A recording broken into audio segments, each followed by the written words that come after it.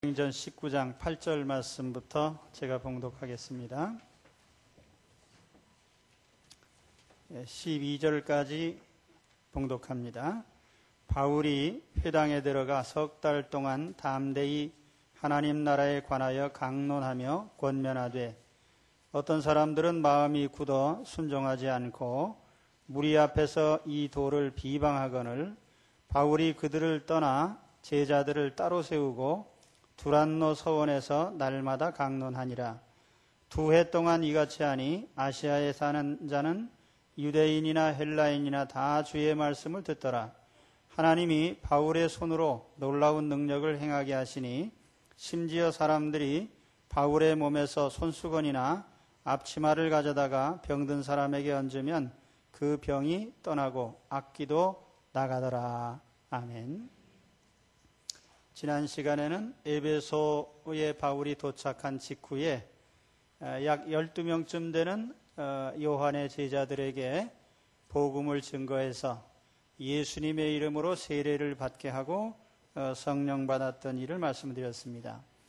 이제 오늘 읽어드린 말씀에는 그에 이어서 에베소에서 본격적인 전도 활동을 기록을 하고 있습니다. 이 바울의 에베소 전도는 크게 두 시기로 나눌 수가 있는데 전반부는 약 3개월 동안 유대인 회당에서 유대인을 상대로 전도를 한 것이고 후반부는 약 2년 동안 두란노 서원에서 거기에 있는 여러 이방인들에게 말씀을 증거한 일입니다. 이 먼저 유대인을 상대로 한 전도에 대해서 오늘 말씀 8절 9절에 간략히 기록을 하고 있습니다. 바울이 회당에 들어가 석 달 동안을 담대히 하나님 나라에 대하여 강론하며 권면하되 어떤 사람들은 마음이 굳어 순종치 않고 무리 앞에서 이 도를 비방을 하거늘. 유대인 전도는 결과적으로 그다지 큰 성과를 거두지 못했습니다. 그 원인은 아무래도 그 유대인들의 그 까다로운 성향에 있지 않나 이렇게 생각을 해요. 오늘 말씀에도 나옵니다마는 여기에 유대인들이 마음을 굳게 했다. 이 스켈로스, 아주 영어로 하든인데요. 딱딱하게. 이 스켈로스란 말은 본래 바짝 마른다는 뜻이에요. 아주 그 감정 없이 메마른 심령을 가리키는 말입니다. 더군다나 유대인들은 지구상에서 제일 따지기 좋아하는 족속입니다. 아마 오늘날 이 60억의 인구 가운데 최고의 법률가를 뽑으라고 하면 거의 다 유대인일 겁니다. 이 사람들은 날 때부터 따지고 또 논쟁하고 이거를 아예 몸에 익힌 사람들이기 때문에 그럼 오늘 말씀에 바울이 말씀을 증거한 것을 가지고 설교를 했다고 하지 않고 강론을 했다 이렇게 표현을 했어요. 디알레고마이, 그 영어 성경에는 disputing 혹은 reasoning 이런 말로 번역을 했어요. 이 dispute란 말은 말하자면 뭐든 논박을 한다든지 논리적으로 이렇게 따지는 식의 그런 설법을 얘기를 하는 거예요. 그리고 또 이 리즈닝이라는 말도 마찬가지예요. 이성적으로 무엇인가 이렇게 논리적으로 따진다는 뜻인데 바울이 아마 유대인들에게 설교할 때는 구약 성경을 기초로 해서 논리적으로 예수님이 메시아다라는 것을 입증을 한, 말하자면은 구약을 논거로 해서 증명하는 이런 식의 설교를 한 것 같아요. 근데 유대인들은 그 말씀을 듣고 아멘하고 받은 게 아니라 따지고 또 따져서 결국 예수님을 믿지 않은 겁니다. 그래서 여기 보면은 이 카콜로게오, 카코스란 말은 악하다는 뜻인데요. 로게오는 말한다는 뜻이고 악하게 말을 했다, 악평을 했단 말이에요. 그러면서 바울이 전한 복음은 들을 필요 없다. 저거는 이단이다. 그러면서 예수님을 믿기를 거부한 것입니다. 아마 이때에 바울이 그런 생각을 하지 않았나 생각해요. 고린도전서 초반부에 보면은 바울이 이런 말을 했어요. 고린도전서 1장 18절에 보면은 십자가의 도가 멸망하는 자들에게는 미련한 것이요 구원을 얻는 우리에게는 하나님의 능력이라. 유대인은 표적을 구하고 헬라인은 지혜를 찾으나 우리는 십자가에 못 박힌 그리스도를 전하니 유대인에게는 꺼리끼는 것이요 이방인에게는 미련한 것이로되 오직 부르심을 입은 자들에게는 유대인이나 헬라인이나 그리스도는 하나님의 능력이요 하나님의 지혜니라. 그래서 오직 성령으로 전해야 되겠다. 이게 논리적으로 잘 따져서 얘기해 준다고 해서 믿는 건 아니라 말이에요. 그래서 바울이 은혜파가 된 것 같습니다. 오늘 우리 중에도 우리의 신앙은 믿음으로 응답하는 것이지 따지고 또 따지는 건 아니에요. 그러니까 일단 이해가 안 되더라도 믿는 습관을 가지시기를 바랍니다. 믿고 영접할 때에 그것이 우리 속에 영적인 변화를 가져오는 것이지 따지고 이해한다고 해서 뭐가 되는 게 아니에요. 우리가 IQ가 여기서 200 넘는 분 계세요? 머리도 별로 좋지 않은 분들이 계속 따지고 이해하고 이렇게 하려고 하면 안 되는 거예요. 먼저 믿어야 되는 것입니다. 그래서 우리는 이 믿음으로 화답해야 돼요. 그런데 유대인들이 배척을 하니까 오늘 9절 말씀은 바울이 그들을 떠났다고 이렇게 설명을 합니다. 그들을 떠나. 그리고 9절에 가서 보면은 이제 장소가 유대인을 떠나서 이제 새로운 장소로 옮겨지게 됩니다. 여기서 유대인을 떠난 것은 단순히 회당을 떠난 것이 아니라 이제는 유대인 커뮤니티를 떠난 것입니다.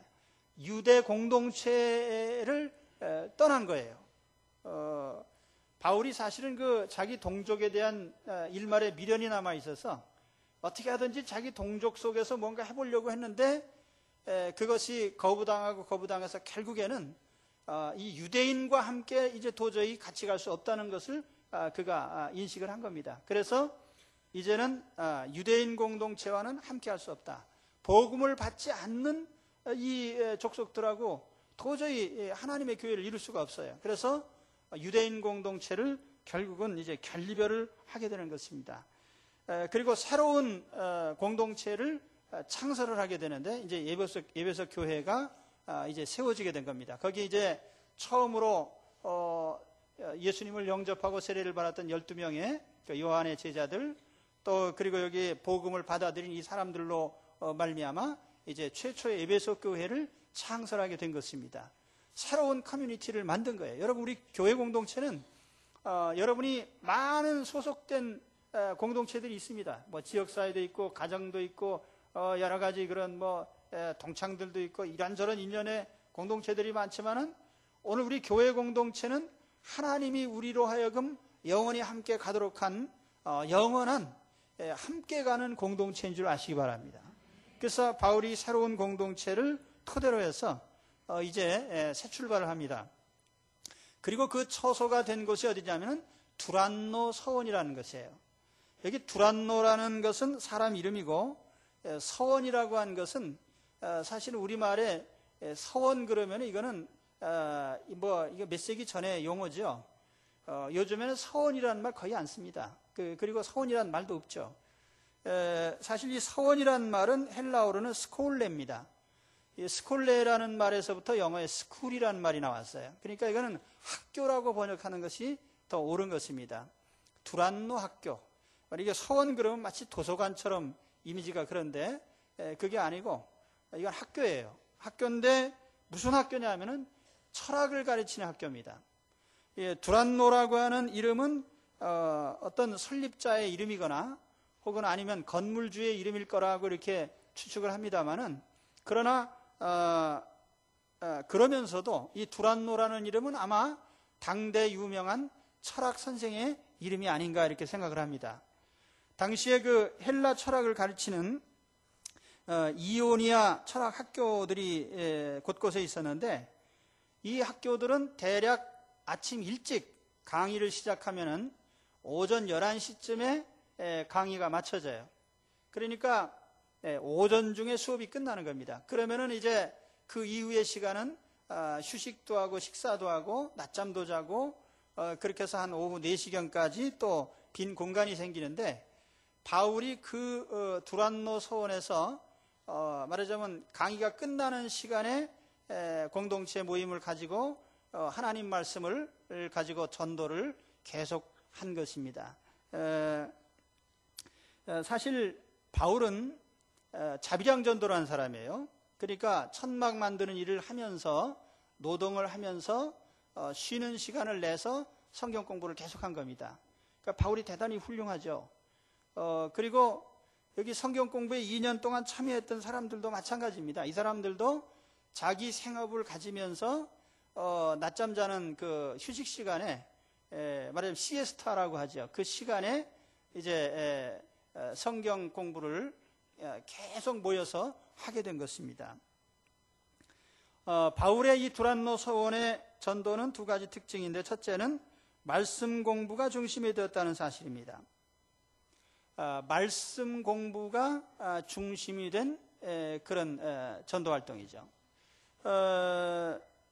오늘 많은 신자들이 교회에 출석하면서 어떤 기대감을 가집니다. 그 기대 가운데는 내가 하나님 교회에 출석했으니까 내 삶에 뭔가 변화가 일어나면 좋겠다. 그 삶의 변화를 기대해요. 내가 교회에 출석했으니까 뭔가 변화가 있겠지. 아니면 내가 하나님께 우리 신앙적 행위에 대해서 그렇습니다. 내가 헌금을 했으니까 하나님이 내게 어떤 변화를 주시겠지. 또 내가 이 교회 공동체 일원이 됐기 때문에 어떤 삶의 변화가 오겠지. 이렇게 막연한 기대들을 하는 분들이 있습니다. 그러나 사실 기독교는 행운의 종교는 아니에요. 행운이라는 건 뭡니까? 요행,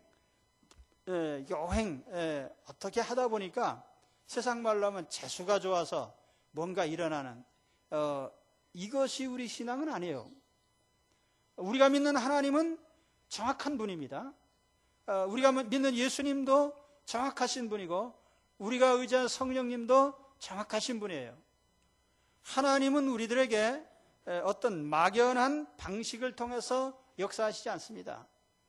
하나님은 정확한 하나님의 축복의 원리가 있고, 우리에게 불완전하고 막연한 기대가 아니라 분명한 가운데 하나님의 뜻을 실현해가는, 그것이 우리 인생이에요. 여러분, 막연한 것으로 살지 마시고요, 확실한 것으로 사시기를 축원합니다. 그럼 뭐가 우리에게 확실한 것입니까? 우리는 어떻게 확실한 것을 얻을 수 있습니까? 그것이 바로 하나님의 말씀을 통해서예요.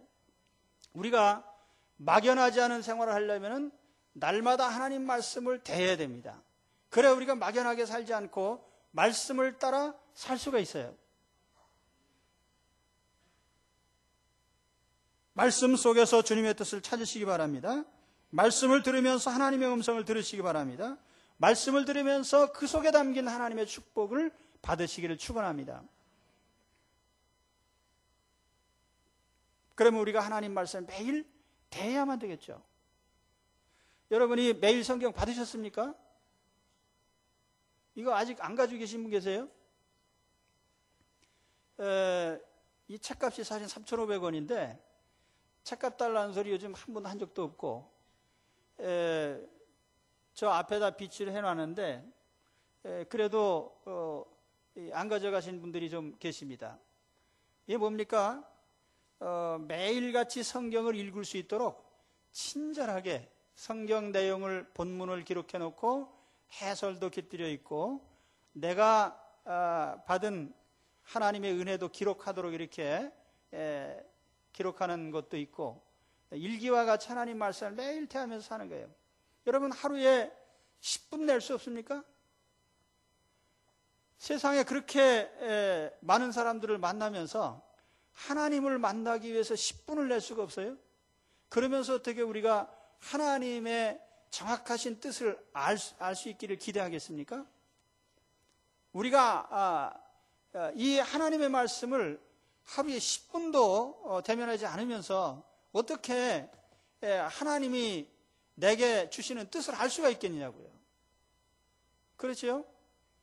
오늘 아침에 양식을 드시기 전에, 아침을 드시기 전에 하나님 말씀을 먼저 드셨습니까? 말씀을 드신 분들은 속으로 손을 드시기 바랍니다. 그렇죠. 야, 오늘 말씀에, 오늘 아침에 무슨 말씀 보셨어요? 야, 살인하지 마라. 근데 살인하지 않는 게 뭐냐? 너 간음하지 마라. 간음이 뭐냐? 하나님께서 원하시는 의가 뭐냐? 우리가 마음에 하나님이 원하시는 바를 정확히 우리가 전달을 받았잖아요. 살인하지 말고 간음하지 않는 그 하나님의 명령을 받아서 실천해요. 그게 하나님 뜻이에요. 그럼 하나님 은혜를 받게 돼 있어요. 하나님의 뜻을 실현하면서 은혜 받기를 구해야죠. 참 교회 안에도요, 살인자 많고 간음자 많아요. 우리 교회는 작은 교회이기 때문에 만일 간음죄를 짓거나 그러면은 저를 볼 때 제가 다 보거든요. 목사는 눈이 4개이기 때문에 그래서 목사입니다. 그러니까 다 보면 알아요. 얼굴에 써 있어요. 나 간음했음. 그러니까 이제 미안해가지고 그렇지만은 이 대형 교회들은요, 목사님이 얼굴 쳐다볼 기회가 없기 때문에 뻔뻔하게들 많이 나옵니다. 그런 생활을 하면서요. 그러나 오늘 말씀해 보니까 마음 속에서도 간음할 수 있고 살인할 수 있죠. 미워할 수 있고.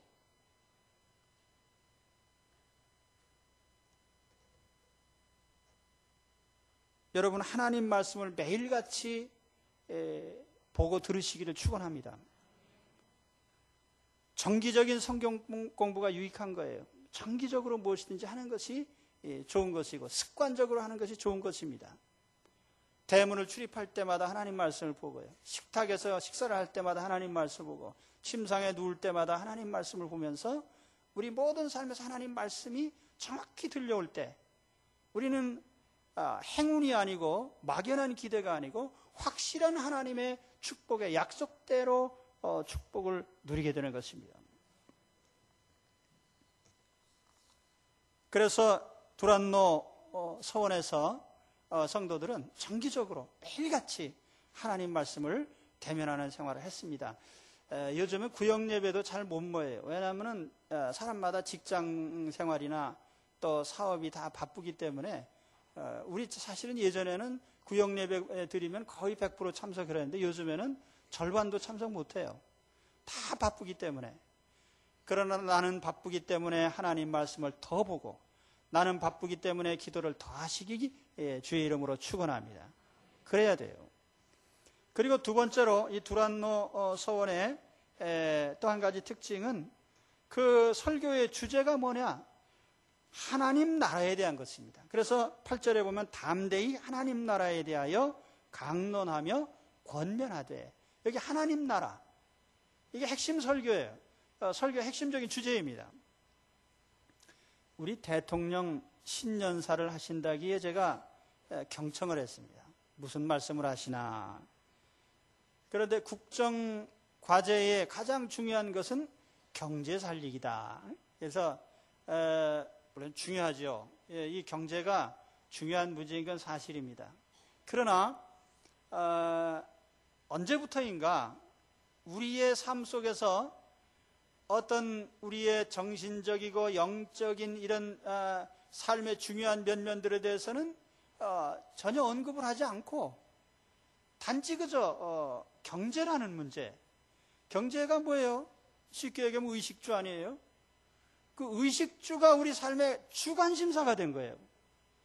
대통령도 의식주의 문제에서 크게 벗어나지 못한, 한편으로 보면은 참 안타까운 일이다 하는 생각을 가집니다.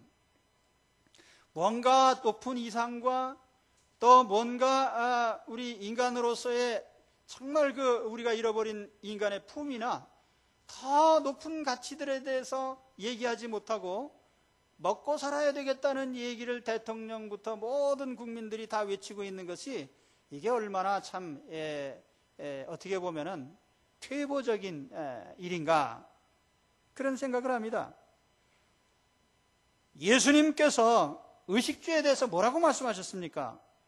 마태복음 6장 25절에 보니까 그러므로 내가 너희에게 이르노니 목숨을 위하여 무엇을 먹을까? 무엇을 마실까? 몸을 위하여 무엇을 입을까? 염려하지 말라. 목숨이 음식보다 중하지 아니하며 몸이 의복보다 중하지 아니하냐. 공중의 새를 보라. 심지도 않고 거두지도 않고 창고에 모아들이지도 아니하되 너희 천부께서 기르시나니 너희는 이것들보다 귀하지 아니하냐. 또 너희가 어찌 의복을 위하여 염려하느냐. 들의 백합화가 어떻게 자라는가 생각하여 보라. 수고도 아니하고 길쌈도 아니하느니라. 그러나 내가 너희에게 말하노니 솔로몬의 모든 영광으로도 입은 것이 곧 하나만 갖지 못하였느니라. 오늘 있다가 내일 아궁이에 던지는 들불도 하나님이 이렇게 입히시거든 하물며 너희일까 보냐. 믿음이 적은 자들아.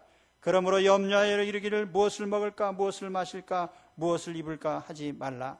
이는 다 이방인들이 구하는 것이라. 너희 천부께서 이 모든 것이 너희에게 있어야 할 줄을 아시느니라. 너희는 먼저 그의 나라와 그의 의를 구하라. 그리하면 이 모든 것을 너희에게 더하시리라. 아멘. 예수님이 왜 오셨습니까?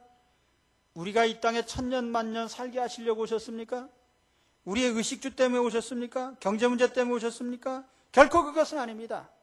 예수님은 우리를 천국으로 인도하시기 위해서 우리를 천국 들여보내시려고 오셨습니다. 우리는 조만간 다 이 땅을 떠납니다. 병든 사람만 떠나는 것이 아닙니다. 건강한 사람도 떠납니다. 노인만 떠나는 게 아닙니다. 젊은 사람도 떠납니다. 못 사는 사람만 떠나는 게 아니라 웰빙하는 사람도 떠납니다. 힘없는 약자만 떠나는 게 아니라 권력자도 유명인사도 다 떠나고요. 남을 사람이 없습니다. 우리가 오래오래 살 곳은 이 땅이 아닙니다. 하나님의 나라입니다. 그렇기 때문에 우리는 항상 하나님의 나라에 대한 관심과 우리의 안목을 거두지 말아야 돼요. 하나님 나라를 바라보는 이 안목을 가지시기를 축원합니다. 불행하게도 오늘의 신자들이 하나님 나라를 바라보는 안목을 스스로 걷어버리고 하나님의 교회가 하나님 나라를 바라보지 못하도록 지상에 있는 것만 가지고 설교를 해서요. 사람들의 마음이 땅에 매이게 하는 것입니다. 여러분, 제가 천국 설교 안 하면은 목사님 다음 주에는 제발 천국 얘기 좀 해주십시오. 이렇게 저한테 요청하시기를 축원합니다. 목사님, 천국 얘기 이제 그만하고 우리도 경제 살리기 합시다. 그럼 큰일 나는 거예요. 세상 사람은 그렇게 얘기해도 우린 그렇게 말할 수 없는 거예요. 그렇죠? 여러분, 천국을 바라보는 이 비전을 확실하게 가지시기를 축원합니다.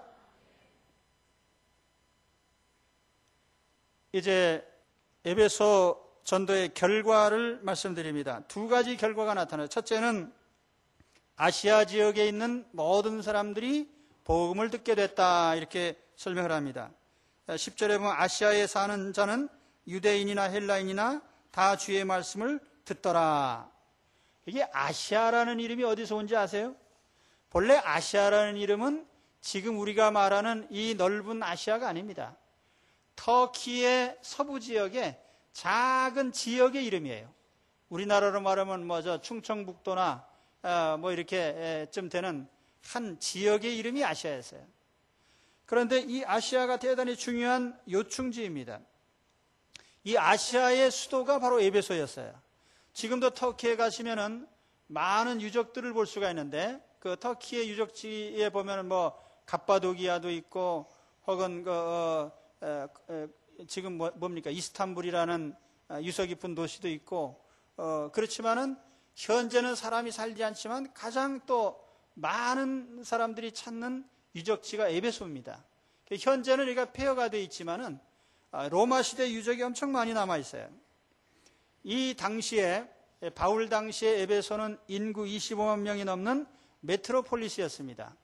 그리고 이 로마를 제외하고 동방 지역에서는 시리아의 안디옥과 알렉산드리아와 더불어서 에베소는 3대 메트로폴리스에 속하는 중요한 요충지입니다.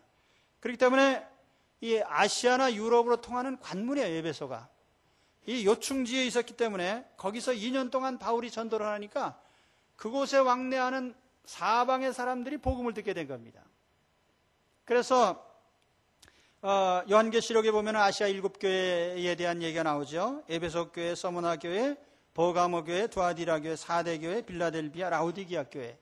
이 교회들이 다 에베소에서 바울이 전도를 할 때에 복음을 들은 사람들이 가서 세운 교회들입니다. 그러니까 이 에베소는 대단히 중요한 거예요. 여기에 바울이 교회를 세워서 복음이 확산되도록 한 겁니다. 오늘 우리 정륜교회 역할이 무엇입니까? 우리가 교인이 1000명, 10,000명 많아지는 것도 중요한 일이긴 하지만은 정륜교회를 통해서 복음을 알게 되는 사람들이 퍼져가는 겁니다. 그래서 우리가 국내뿐 아니라 해외 혹은 이 지역사회가 새로 또 세워질 때에 우리 정륜교회를 통해서 우리 예수 그리스도를 아는 복음의 진리들이 사방에 확산되기를 간절히 기원합니다. 그래서 우리 교회의 역할이 바로 그거예요. 그리고 이 에베소 교회에는 디모데나 브리스길라와 아굴라나 또는 사도 요한과 같은 훌륭한 지도자들이 여기서 목회를 하면서 많은 그리스도의 일꾼들을 양성을 했어요. 오늘 우리 교회도 이 교회를 통해서 훌륭한 주의 일꾼들이 양성되는 이런 교회 역할을 하게 되기를 우리 주의 이름으로 축원합니다.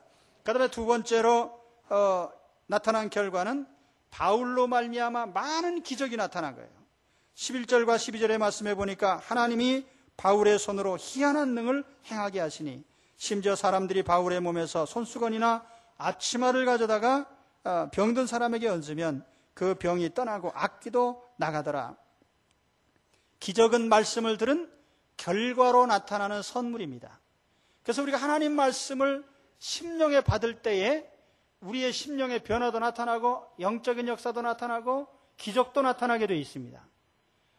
우리가 이 전기나 수도는 이 배선을 통해서 전기선을 통해서 전기가 들어와요. 또 수도관을 통해서 또 물이 들어옵니다. 마찬가지로 우리 심령에 하나님의 은혜가 전달되는 통로가 뭐냐? 하나님의 말씀이에요. 그렇기 때문에 우리가 하나님의 말씀을 우리 마음속에 접하고 말씀을 우리 마음속에 담고 있으면 그를 통해서 하나님의 성령의 은혜와 기적과 같은 역사들이 나타나는 줄 우리는 믿습니다. 그래서 말씀을 통해서 말씀이 없는데 기적이 있다. 그건 가짜입니다. 하나님의 말씀을 통해서 성령의 은혜가 임하고 하나님의 기적이 나타나는 것을 믿으시기 바랍니다. 말씀을 들을 때에 귀신들이 쫓겨갔어요. 귀신 중에 좋은 귀신은 하나도 없어요. 여러분 만화 보면은 혹시 또 귀신이 인상이 좋게 나와가지고 뭐 씩 웃기도 하고 사람을 홀리기도 하는데 귀신 중에 좋은 귀신은 없어요. 그 오늘 말씀에 악귀라고 했잖아요. 이불, 악한. 그래서 이 귀신은 사람들로 하여금 마음을 불안하게 하고 하나님을 대적하게 하고 혹은 죄를 짓게 만들고 내가 옳은 일인 줄 아는 것도 행하지 못하도록 방해를 하는 겁니다. 주일날이면 교회 가야지. 그런데 마귀가 토요일날 밤중에 내 마음을 뒤집어 놔가지고 주일날 기분 나빠서 교회 안 가죠. 그 마귀한테 진 줄 아시기 바랍니다. 근데 부부가 사이좋게 여행도 하고 손잡고 뭐 웃고 그러다가 토요일날 대판 싸워요. 그래서 주일날 안 와요. 마귀한테 당한 줄 아시기 바랍니다. 이 악한 마귀가 우리 마음을 지배하게 하면 안 되죠. 오늘 예수님의 이름으로 악한 마귀를 다 이기시기를 축원합니다. 악한 영들이 설교를 듣는 가운데 다 쫓겨갔어요. 뿐만 아니라 병든 사람들이 고침을 받았어요. 말씀해 보니까 바울의 설교를 듣고 사람들이 고침을 받았는데 더 놀라운 것은 바울의 손수건이나 앞치마만 갖다 놔도 병이 나았더라. 손수건 앞치마가 뭡니까? 바울이 천막 만드는 일을 할 때 흘린 땀을 닦는 그 수건이에요. 천막 만드는 일을 할 때 그 더러운 거 닦고 먼지 문질로 한 그래서 두른 게 뭐예요? 그게 앞치마예요. 더러운 거 땀 냄새 나는. 바울이 일할 때 쓰는 물건이에요. 이거를 갖다가 딱 놔뒀더니 귀신도 쫓겨가고 병든 사람도 고침을 받더라. 누가가 이 사도행전을 기록하면서 바울의 앞치마 손수건 얘기를 한 것은 이유가 있습니다. 이건 사도적 권위, 바울이 이만큼 권위 있다, 이걸 이제 알리려고 한 말이에요. 자, 예수님께서 수르보니게 여인의 병을 고칠 때 마태복음 9장 20절에 보면은 12회를 혈루증으로 앓는 여자가 예수의 뒤로 와서 그 겉옷가를 만지니 이제 이는 제 마음에 그 겉옷만 만져도 구원을 받겠다 함이라. 겉옷만 만져도 그게 주님의 능력이고 주님의 권위지요. 그런데 또 사도행전 5장 15절에 보니까 심지어 병든 사람을 메고 거리에 나가 침대와 요 위에 뉘우고 베드로가 지날 때 혹 그림자라도 뉘게 덮일까 바라고 예루살렘군 허다한 사람들도 모여 병든 사람과 더러운 귀신에게 괴로움을 받는 사람을 데리고 와서 다 나음을 얻으니라. 아멘.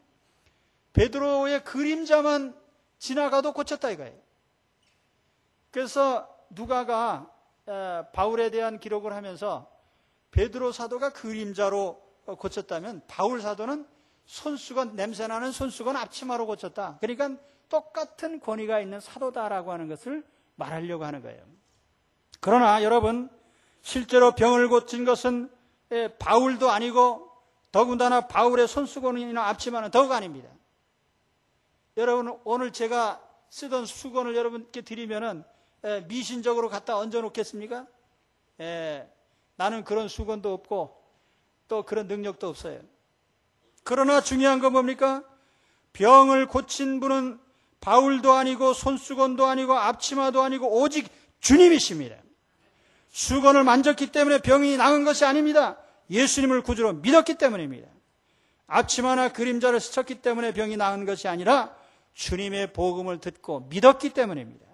여러분, 오늘 기적을 체험합시다. 그러나 오늘 우리에게는 앞치마도 없고 손수건도 없죠.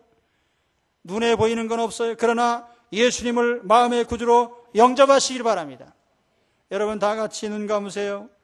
그리고 자기의 가슴에 손을 얹고 나의 상처에 손을 얹으시기를 바랍니다. 이 시간 우리 주님께서 내 병을 고쳐주시기를 한번 기도합시다. 예수님께서 내 죄를 대신하여 십자가에 죽으신 것을 믿습니다. 예수님은 나의 구주십니다. 예수님 이름으로 내 병을 고쳐주실 줄 믿습니다. 내 인생에 작용하는 악한 귀신들을 이 시간 주 예수님의 이름으로 다 쫓아내 주옵소서. 악한 영들이 절대로 내 삶에 범접하지 못하게 하옵소서. 주여, 내 병을 고쳐주옵소서. 나의 온갖 병을 고쳐주옵소서. 내 심장병을 고쳐주옵소서. 중풍병을 고쳐주옵소서. 고혈압을 고쳐주옵소서. 모든 병을 고쳐주옵소서. 위장병도 고치시고 불치의 모든 암도 고쳐주시옵소서. 내가 예수의 이름으로 명하노니 이 시간 모든 병은 예수님의 이름으로 고침을 받을지어다. 우리 주 예수님의 이름으로 기도합니다. 아멘. 주여, 감사합니다. 이 시간 저희들이 주의 이름으로 기도합니다. 주님의 이름을 의지하고 기도합니다. 우리는 병들고 약한 자들입니다. 그러나 우리 주 예수님을 믿을 때에 우리를 고쳐주시는 주님께 영광을 돌립니다. 주여, 이 시간 치료하는 능력을 바라여 주시옵소서. 저희들을 치료하여 주시옵소서. 우리 주 예수님의 이름으로 우리의 영혼을 깨끗이 고치시고 마음을 불안하게 하고 염려하게 하는 모든 불신앙을 쫓아내시며 육신의 연약함을 주여 치료하여 주옵소서. 우리 주 예수님의 이름으로 기도하옵나이다. 아멘.